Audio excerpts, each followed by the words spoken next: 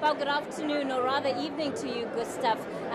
Literally, all of a host of South African ministers are here, lots of celebrities, and of course other well-known people who not only were close to Madiba but struggle stalwarts. Some of his comrades have arrived here in Roseback for the premiere of the Long Walk to Freedom film, and we also understand that the main actor, Idris Elba, has made it to South Africa and that he'll be attending. Of course, yesterday we were told that he had suffered an asthma attack on the way here and he was hospitalized, but we now know that he has arrived, and so we'll hopefully be able to catch a glimpse of him. But just to give us an idea just of what makes this film different, I'm joined now by the CEO of the Center for Memory, Mr. Sello Hatang. Sello, this movie is said to be different because of the amount of time and effort that was put into it. You as the Center of Memory had a big role to play in that.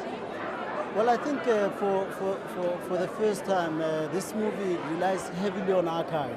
And Announcing and Video Vision, they used a lot of archival material to get to the movie that was shot. So we're very proud to be associated with the movie because we believe that for the first time also they show Nelson Mandela as a human being, not just as a deity.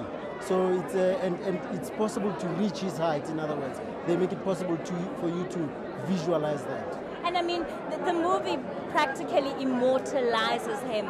South Africans know Madiba, they have a shared experience of Madiba. How much of the pressure do you think Anand Singh was feeling, having to please the South African audience? Well, I think if you ask him, he'll tell you there was lots of pressure because there's no doubt that with a movie like this, you have to get it right. And he will be criticized, obviously, because there's always something that someone will spot. And for us, it's a good product because he went out of his way to ensure that it has a lot of archive material. And how much of a say did you have in what content went into the movie?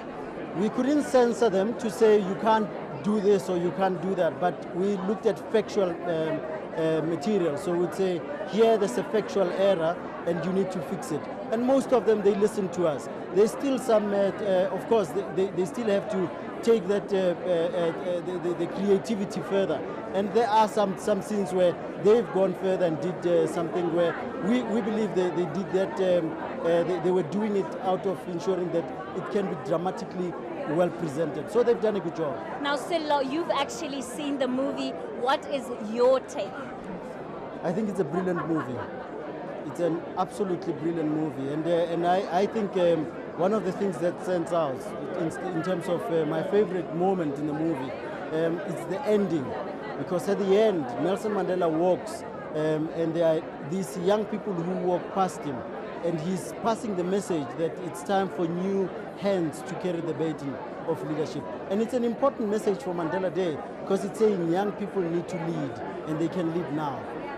As the Center of Memory, you have fully backed this project. You've given it time and effort. How important is it for you as the custodian that's responsible for Madiba's legacy that South Africans receive it well? It's very important, but we know that there will be criticism, and we expect that there will be people who would critique it, and we would like them to, because we want to create a dialogue platform where people can be able to give feedback out of the movie. So on our Twitter feed, we will have a space for you to be able to critique the movie, and we'll listen to you, and we hope that we'll build an archive out of those points that you'll be making, because it's important that we all get listened to. Sello, you have centered an entire plan around how this movie is going to be marketed nationally. Take us a bit through that. I think the marketing is more Video Vision that has done a lot of that. But it's an important thing that we reach out to South Africans, even in the most rural. One of the things that we'll be doing both in South Africa and the US, and we hope to replicate it around the world, is that we will be having screenings around all 9 provinces. Young people will be able to view the movie. Afterwards, there'll be a dialogue process, and they'll walk away with a book on the life of Nelson Mandela at the end. So you can see that we don't just want to use the movie as a once-off. We wanted to build onto the education of children about the future of this country. What is the most important lesson you've learned from Madiba? I think there's one key lesson which is around the use of words. How he says that we need to always be careful how we use words, because sometimes they can determine whether a person lives or dies. And I think it's a great lesson for all of us, that we should be able to at least listen to that. But also on the issue of leadership, that we should lead ourselves. We should always not expect to be led, but that you lead yourself. All right, thank you so much for your time this evening. That was the CEO of the Nelson Mandela Center for Memory, Mr. Sello Hatang, just giving us the center's take and expectations of what exactly this movie is. Back to you in studio. News that moves. eNCA.com.